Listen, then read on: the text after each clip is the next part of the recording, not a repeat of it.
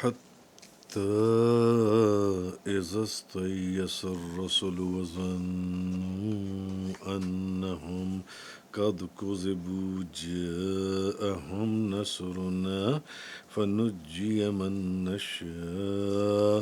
ولا يرد بأسنا عن القوم المجرمين۔ آج سورہ یوسف کی آیت نمبر 110 سے بیان ہے۔ حتیٰ کہ جب رسول نا امید ہونے لگی اور لوگوں نے گمان کیا کہ ان سے جھوٹ بولا گیا تھا، تو رسول کے پاس ہماری مدد آ گئی، سو جس کو ہم نے چاہا وہ بچا لیا گیا، اور مجرموں کی قوم سے ہمارا عذاب دور نہیں کیا جاتا۔ پیچھے سورہ یوسف مکمل ہوئی، آج اس کی آخری 2 آیات ہیں۔ حضرت یوسف علیہ السلام کا سارا قصہ آپ سنائے۔ حتیٰ کہ جب رسول نا امید ہونے لگے اور لوگوں نے گمان کیا کہ ان سے جھوٹ بولا گیا تھا، تو رسول کے پاس ہماری مدد آ گئی، سو جس کو ہم نے چاہا وہ بچا لیا گیا، اور مجرموں کی قوم سے ہمارا عذاب دور نہیں کیا جاتا۔ جب رسول اپنی قوم کے ایمان لانے سے مایوس ہو گئے، بات کیا ہے؟ جب رسول اپنی قوم کے ایمان لانے سے مایوس ہو گئے کہ یہ اب ایمان نہیں لائیں گے،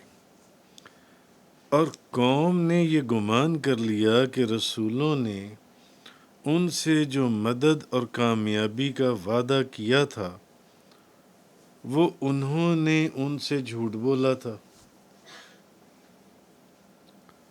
تو اچانک ہماری مدد آ پہنچی۔ ابھی قرآن، حتیٰ کہ جب رسول نا امید ہونے لگے اور لوگوں نے گمان کیا کہ ان سے جھوٹ بولا گیا تھا، جب لوگوں نے گمان کیا کہ کیا رسولوں نے، نبیوں نے معاذ اللہ ان کے ساتھ جھوٹ بولا تھا، تو اصل چیز یہ کہ جب رسول اپنی قوم کے ایمان لانے سے مایوس ہو گئے کہ یہ ایمان نہیں لانے والے، اور قوم نے یہ گمان کر لیا کہ رسولوں نے ان سے جو مدد اور کامیابی کا وعدہ کیا تھا وہ انہوں نے ان سے جھوٹ بولا تھا، تو اچانک ہماری مدد آ پہنچی۔ اب یہ تفسیر مسلم نے حضرت ابن عباس سے روایت کی ہے۔ امام فخر الدین رازی آپ فرماتے ہیں کہ اگر اس آیت میں ظن بمانے گمان ہو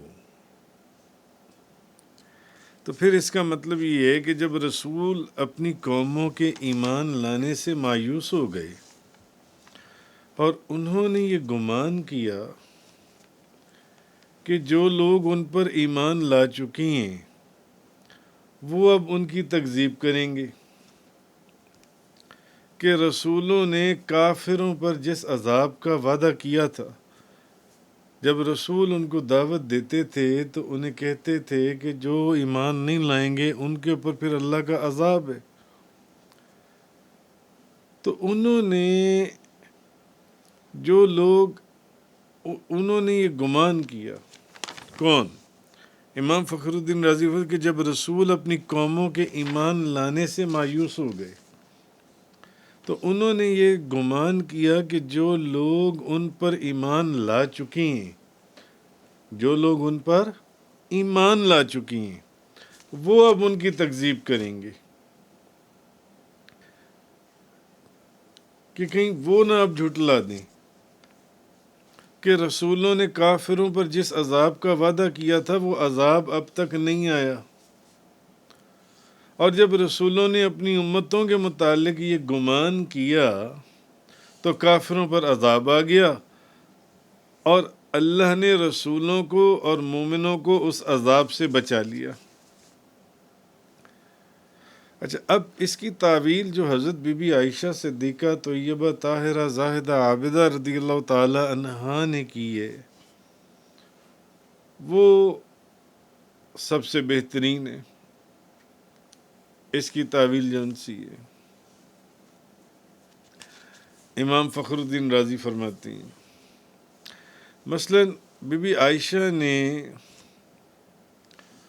عروہ کے ایک سوال کے اوپر ان کو یہ جواب دیا کہ یعنی انبیاء علیہم السلام نے یہ گمان کیا کہ اگر ان سے پوچھا گیا نا کہ کیا انبیاء نے یہ گمان کیا کہ ان سے جھوٹ بولا گیا تھا، نبیوں نے؟ حضرت عائشہ نے فرمایا معاذ اللہ، رسول اپنے رب کے ساتھ یہ گمان نہیں کر سکتے، رسول اپنے رب کے ساتھ یہ گمان نہیں کر سکتے۔ تو پھر اب یہ جو آیت ہے، پھر اس کے معنی صحیح کیا نکلیں گے؟ تو رسول، آپ نے فرمایا کہ معاذ اللہ، رسول اپنے رب کے ساتھ یہ گمان نہیں کر سکتے، تو رہی یہ آیت، تو اصل میں یہ رسولوں کے پیروکار تھے جو رسولوں کے ماننے والے تھے۔ جیسے کہ میں نے آپ کو اوپر ایک چیز بتائی ہے کہ امام فخر الدین رازی نے جو فرمایا کہ جب رسول اپنی قوموں کے ایمان لانے سے مایوس ہو گئے تو انہوں نے یہ گمان کیا کہ جو لوگ رسولوں پر ایمان لا چکی ہیں وہ اب کہیں ان کا انکار نہ کر دیں، وہ کہیں پھر نہ جائیں،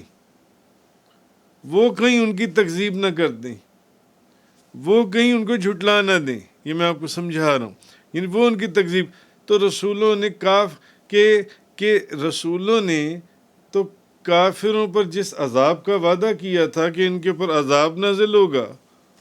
وہ عذاب تو ابھی تک آیا ہی نہیں ہے، وہ عذاب تو ابھی تک آیا ہی نہیں ہے۔ تو جو لوگ ایمان لا چکے تھے ان کے متعلق تو بی بی عائشہ صدیقہ نے عروہ کو وہ جواب دیا۔ انہوں نے کہا، لمبی بات تھی جس کو میں مختصر عرض کر رہا ہوں، یعنی انبیاء علیہم السلام نے یہ گمان کیا کہ ان سے جھوٹ بولا گیا تھا، تو حضرت بی بی عائشہ نے فرمایا معاذ اللہ، رسول نبی تو کبھی اپنے رب کے ساتھ یہ گمان کر ہی نہیں سکتے، یہ سوچ ہی نہیں سکتے جون سا۔ اور رہی یہ آئے تو یہ رسولوں کے پیروکار تھے، یہ ان کے ماننے والے تھے، جیسے میں نے اوپر آپ کو بتایا۔ تو جو رب کے اوپر ایمان بھی لائے تھے اور جنہوں نے رسولوں کی تصدیق بھی کی تھی، لیکن جس عذاب کا ان رسولوں نے وعدہ کیا تھا یا ان سے وعدہ کیا گیا تھا، تو جب وہ ان تک اللہ کی مدد پہنچنے میں دیر ہو گئی، کافروں کے اوپر جو عذاب نازل ہونا تھا وہ اللہ کی مدد پہنچنے میں دیر ہو گئی، حتیٰ کہ رسولوں کی امتوں میں سے جن لوگوں نے ان کی تصدیق کی تھی وہ اللہ کی مدد آنے سے مایوس ہو گئے۔ تو اور رسولوں نے یہ گمان کر لیا، یعنی رسولوں نے اب یہ گمان کیا کہ اب ان کا ایک گمان تھا کہ اب یعنی کہیں ان کے پیروکار بھی ان کی تکذیب نہ کر دیں، کہ آپ نے جو وعدہ کیا تھا، جو رسولوں کے اوپر ایمان لائے تھے، رسولوں نے گمان نہیں کیا معاذ اللہ کہ جو وعدہ کیا گیا معاذ اللہ استغفر اللہ وہ جھوٹا ہے، نہیں۔ ہاں، جو رسولوں کے ماننے والے لوگ تھے، جو ان پر ایمان لائے تھے، کہ کافروں کے بعد اب کہیں وہ بھی انکار نہ کر دیں کہ نہیں، جس عذاب کا وعدہ کرتے تھے وہ عذاب، وہ اللہ کی مدد تو ابھی تک آئی نہیں ہے، اللہ کی مدد تو ابھی تک پہنچی ہی نہیں۔ تو اب جب ان کے اور رسولوں نے جب رسولوں نے یہ گمان کیا، یعنی رسولوں نے یہ گمان نہیں کیا کہ ان سے جھوٹ بولا گیا تھا، نہیں، بلکہ رسولوں نے جب یہ گمان کیا کہ ان کے ماننے والے انہوں نے یہ گمان کیا کہ ان کے ماننے والے اب ان کی تکذیب، کہیں وہ ان کی تکذیب نہ کر دیں، تو اللہ کی مدد آ گئی۔ بی بی عائشہ صدیقہ رضی اللہ تعالیٰ عنہ آپ فرماتی ہیں جن سے اصل جو چیز ہے، بعض مفسرین نے کہا، انہوں نے کہا اصل بات یہ ہے کہ کافروں نے یہ گمان کیا کہ یہ رسول جو ہمیں ہر روز عذاب کے نزول سے ڈراتے تھے، یہ کہتے تھے عذاب آ جائے گا، وہ عذاب کہاں ہے؟ تو بعض مفسرین نے کہا کہ نہ تو یہ رسول ہیں،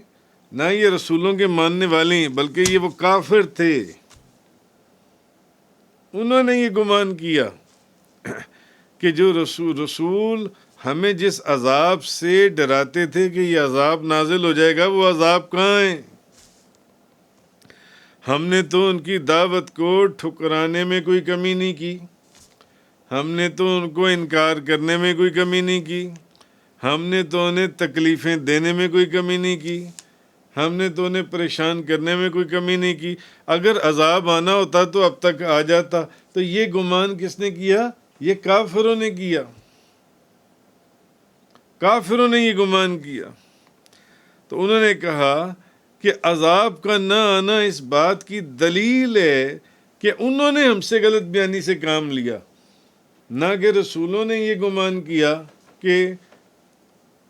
خود خدا نے ان سے کوئی غلط بیانی سے کام لیا۔ ایسا تو معاذ اللہ ممکن ہی نہیں، نبی اور رسول تو کبھی اس چیز کا تصور بھی نہیں کر سکتے جو ان سے، یا جس نے ان سے وعدہ کیا کہ میں ان پر عذاب اتاروں گا، اس نے وعدہ خلافی کی۔ تو یہ خیال کافروں کا تھا، یہ خیال کافروں کا تھا۔ تو نہ تو یہ رسولوں کی بات تھی، نہ رسولوں کے پیروکار تھے۔ ہاں، رسولوں کا یہ ضرور آیا کہ جس عذاب کے نزول کا وعدہ کیا گیا تھا وہ ابھی تک نازل نہیں ہوا، تو اب ان کے انکار کرنے سے کہیں ہمارے پیروکار بھی یہ گمان نہ کرنے لگیں کہ وہ عذاب کیوں نہیں نازل ہوا اگر وہ وعدہ سچا تھا جون سے۔ تو کہنے کا مقصد، مفتی احمد یار خان نعیمی صاحب رحمۃ اللہ علیہ، آپ نے بھی نور العرفان کے اندر انہوں نے فرمایا کہ کافروں نے گمان کیا کہ نبیوں کی جو بتائی جو بات تھی، جو عذاب کی خبریں تھیں، وہ غلط تھیں۔ کافر، اور اس طرح کا گمان کافر ہی کر سکتے ہیں، کافر ہی کر سکتے ہیں، ایمان والے تو نہیں کریں گے، اور نبی اور رسول سے تو اس کا تصور بھی نہیں ہے۔ تو یہ گمان نہ تو نبیوں نے کیا، مفتی احمد یار خان نعیمی رحمۃ اللہ علیہ لکھتے ہیں، یہ گمان نہ تو نبیوں نے کیا اور نہ ان پر ایمان لانے والوں نے کیا۔ لہٰذا اس آیت کے پر کوئی اعتراض نہیں ہے۔ ہاں، اس سے یہ معلوم ہوا کہ اللہ کی رحمت کے آنے میں اگر کچھ دیر ہو جائے، اللہ کی رحمت نازل ہونے میں کوئی دیر ہو جائے، تو گھبرا نہیں جانا چاہیے، گھبرانا نہیں چاہیے اس چیز سے جن سے یہ چیز فرمائی گئی اس آیت نمبر 110 کے اندر، جن سے 110 کے اندر۔ بہرحال آگے فرمایا، لَقَدْ كَانَ فِي قَصَصِهِمْ عِبْرَةٌ لِّأُولِي الْأَلْبَابِ مَا كَانَ حَدِيثًا يُفْتَرَىٰ وَلَٰكِن تَصْدِيقَ الَّذِي بَيْنَ يَدَيْهِ وَتَفْصِيلَ كُلِّ شَيْءٍ وَهُدًى وَرَحْمَةً لِّقَوْمٍ يُؤْمِنُونَ۔ بے شک ان کے قصوں میں عقل والوں کے لیے نصیحت ہے۔ یہ قرآن کوئی من گھڑت بات نہیں ہے کہ اپنے پاس سے گھڑ لی گئی ہو، بلکہ یہ ان کتابوں کی تصدیق کرنے والا ہے، مصدق ہے، جو اس سے پہلے نازل ہوئی ہیں، اور اس میں ہر چیز کی تفصیل ہے۔ قرآن کے اندر ہر چیز کی تفصیل ہے، اور یہ مومنوں کے لیے ہدایت بھی ہے اور رحمت بھی ہے، مومنوں کے لیے ہدایت بھی ہے اور رحمت بھی ہے۔ تو اللہ تعالیٰ نے فرمایا کہ اس میں عقل والوں کے لیے نصیحت ہے۔ یعنی جو ان واقعات میں غور و فکر کریں گے کہ جو شخص کسی کے ظلم و ستم، اب یہ سورہ یوسف کی آخری آیت ہے، آج یہ قصہ مکمل ہو رہا ہے ہر لحاظ سے، تو اور قصہ وہی ہوتا ہے جس میں کوئی حکمت کی باتیں ہوں، نصیحت کی باتیں ہوں، نصیحت آموز باتیں ہوں، ادب اور محبت کی باتیں ہوں، محبوب کے عشق کی باتیں ہوں، قصہ ہوتا ہی وہ ہے۔ عقل والوں کے لیے نصیحت ہے کہ جو واقعہ اس کے اندر بیان ہوا ہے اور اس کے ضمن میں جو واقعات بیان ہوئے ہیں سورہ یوسف کے، جو شخص کسی کے ظلم و ستم پر صبر کرے، حضرت یوسف علیہ السلام کی پوری زندگی آپ کے سامنے بیان ہوئی ہے کم و بیش، اور جب اسے کوئی بڑی اعلیٰ عہدے، کسی وزیر، بادشاہ، وزیر خزانہ، اس کی جوان، نوجوان اور حسین و جمیل اور خوبصورت عورت 7 کمروں کے پار کوٹھڑی کے اندر گناہ کے لیے اس کو بلائے جون سے، تو ایسی صورت میں وہ شخص اس عورت سے اپنا دامن بچائے، اور صرف یہ نہیں ہے کہ اس حسین و جمیل اور ایک وزیر کی بیوی جو گناہ کی دعوت دے رہی ہے، نہ صرف اس سے اپنے دامن کو ناپاک ہونے سے بچائے، بلکہ اپنے دامن کو پاکیزہ رکھنے کے لیے اس کو کتنی لمبی قید اٹھانی پڑے، کتنی لمبی قید اٹھانی پڑے، کیسی کیسی مصیبتوں سے دوچار ہونا پڑے، فقط کس لیے کہ اس اللہ کے بندے نے اس عورت کی بات کو نہیں مانا، اس عورت کی بات کو نہیں مانا۔ تو پھر اللہ تعالیٰ، یہ وہ شخص ہے جس کو اللہ تعالیٰ پھر بڑی عجیب و غریب جزا عطا فرماتا ہے، جس کا ذکر آپ نے اس سورت کی تفسیر میں بڑا تفصیل سے سنا ہے۔ اور جو بھائی اسی شخص کے اوپر، اپنے بھائی کے اوپر ظلم کی انتہا ڈھا دیں، پھر صبر اور اللہ کی رضا کے اندر راضی برضا رہنے والے جو ہیں، پھر ایک وقت آتا ہے کہ پھر وہی سب بھائی اس کے سامنے سجدے میں گر جاتی ہیں، اس کو سجدہ کرتی ہیں۔ مگر اس سے ایک بات معلوم ہوئی کہ ظالم آخر کار ناکام ہوتا ہے، اور حق اور جس پر ظلم کیا ہوتا ہے مگر وہ حق کے اوپر ہو، وہ کامیاب ہوتا ہے۔ اور رہی بات یہ کہ یہ قرآن کوئی من گھڑت بات نہیں ہے، یعنی نبی کریم صلی اللہ علیہ وسلم نے حضرت یوسف علیہ السلام کا جو قصہ بیان کیا ہے، یہ کوئی جھوٹ نہیں ہے، بلکہ سابقہ جتنی آسمانی کتابیں ہیں بالکل اس کے مطابق ہے، بلکہ ان کتابوں کی بھی یہ قصہ تصدیق کرتا ہے۔ یہ قرآن سورہ یوسف کی صورت میں حضرت یوسف علیہ السلام کی ان چیزوں کی تصدیق کرتا ہے جو پرانی کتابوں کے اندر ہیں۔ یہ ایمان والوں کے لیے ایک ہدایت ہے اور رحمت ہے۔ اچھا جو قرآن ہے، ہدایت تو یہ تمام انسانوں کے لیے، ہدایت تو یہ تمام انسانوں کے لیے، مگر اس کی ہدایت سے فائدہ کون اٹھاتا ہے؟ جو ایمان والا ہے، جو ایمان والا، وہ اس کی ہدایت سے فائدہ اٹھاتا ہے۔ اس لیے فرمایا کہ یہ قرآن ایمان والوں کے لیے ہدایت ہے اور ایمان والوں کے لیے رحمت ہے۔ یہ قرآن جو سے ایمان والوں کے لیے ہدایت ہے اور ایمان والوں کے لیے یہ رحمت ہے۔ تو اس قصے کے اندر، سورہ یوسف کے اندر، حضرت یوسف علیہ السلام، ان کے بھائیوں، ان کے والدین، اہل مصر، مصر کے لوگوں جن کا ذکر آیا، ان عقل والوں کے لیے جنہوں نے اس پورے واقعے کو پڑھا ہے، سنا ہے، سمجھا ہے، ان کے لیے اس میں بے شمار نشانی ہے۔ اور اس میں کافر لوگ یہ کہا کرتے تھے کہ یہ کلام قرآن جو ہے نبی پاک صلی اللہ علیہ وسلم نے خود گھڑ لیا ہے، خود گھڑ لیا ہے۔ مجھے آپ ایک بات بتائیں، جنہوں نے بظاہر کہیں سے پڑھا ہی نہیں ہے، کہیں سے لکھا ہی نہیں ہے، کوئی صاحب علم علماء کی وہاں پر کوئی مجلس نہیں تھی جون سی ہے، اور وحی اللہ تعالیٰ کی وحی کے بغیر کیا کوئی اس قصے کو بیان کر سکتا تھا؟ نہ کوئی لائبریری تھی، نہ علماء کی مجلس تھی، نہ کوئی استاد تھا، نہ کوئی کتابیں تھیں، تو پھر کہاں سے نبی کریم صلی اللہ علیہ وسلم نے اتنا تفصیل سے یہ قصہ بیان کیا؟ اس کا یہ اس قصے کا بیان کرنا بذات خود اس بات کی دلیل ہے کہ یہ قرآن اللہ کا کلام ہے، اور نبی کریم صلی اللہ علیہ وسلم کی نبوت اور رسالت کی دلیل ہے